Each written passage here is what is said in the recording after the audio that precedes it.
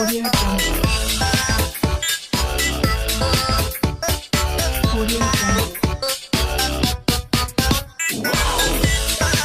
Audio Jungle.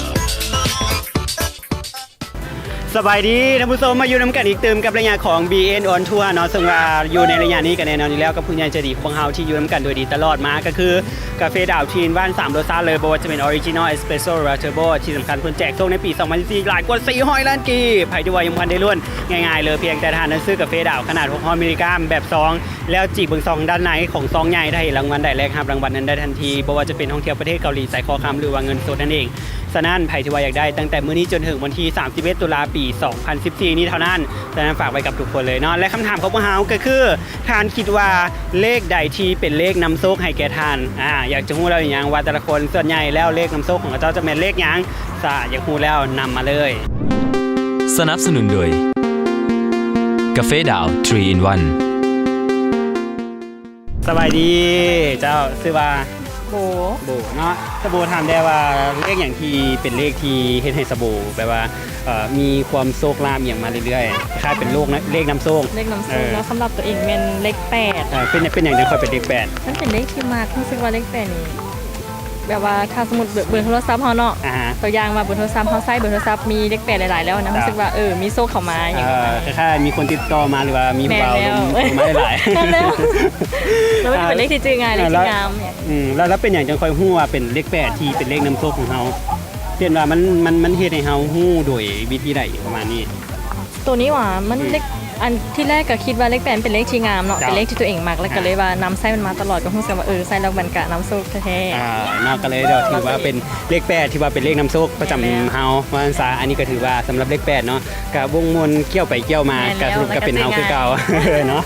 ซะนั่นนี่เลยเฮามีกาแฟดาบทีนบ้าน3รสชาติมอบให้16รู้สึกว่ามักเลข7เป็นเลข5เลข9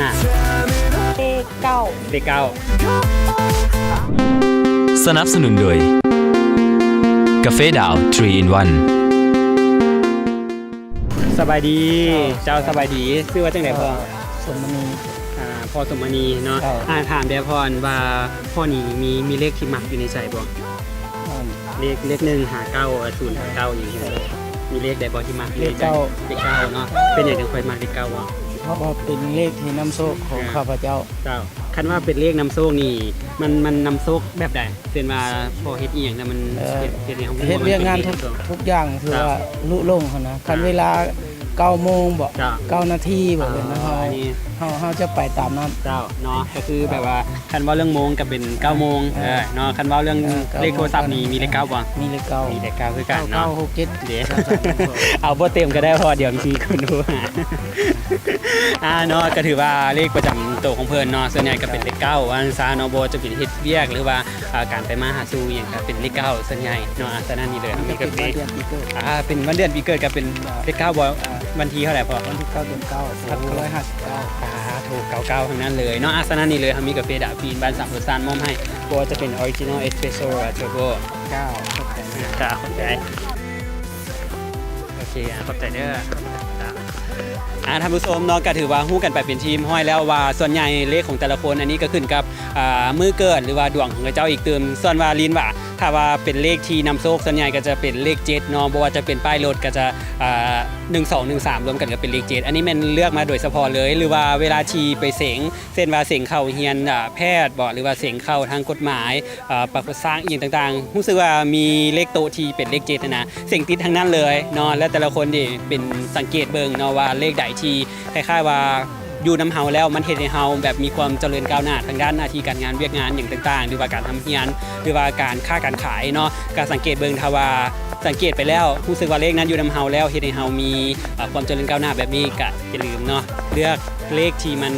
เป็นสิริมงคลแก่เฮามาอยู่นำตัวเฮาครับเพราะว่าอนาคตดีกันอย่างแน่นอนเนาะอันนี้ก็ถือว่าเป็นอีกหนึ่งเรื่องที่เสื้อแดงบ่เสื้อแดงก็ขึ้นกับคนอีกเดิมเนาะและการระยะนี้ก็ขอขอบใจกับผู้ใหญ่ใจดีของพวกเฮานั่นก็คือกาแฟดาวทีนบ้าน3รสชาติบ่ว่าจะเป็นออริจินอลเอสเปรสโซ่หรือเทอร์โบนั่นเองซึ่งว่าปัจจุบันเพิ่นแจกโชค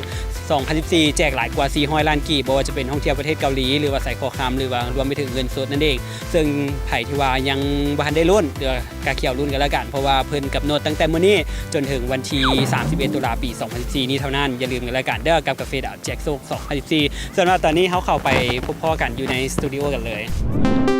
สนับสนุนโดยกาแฟดาว 3 in 1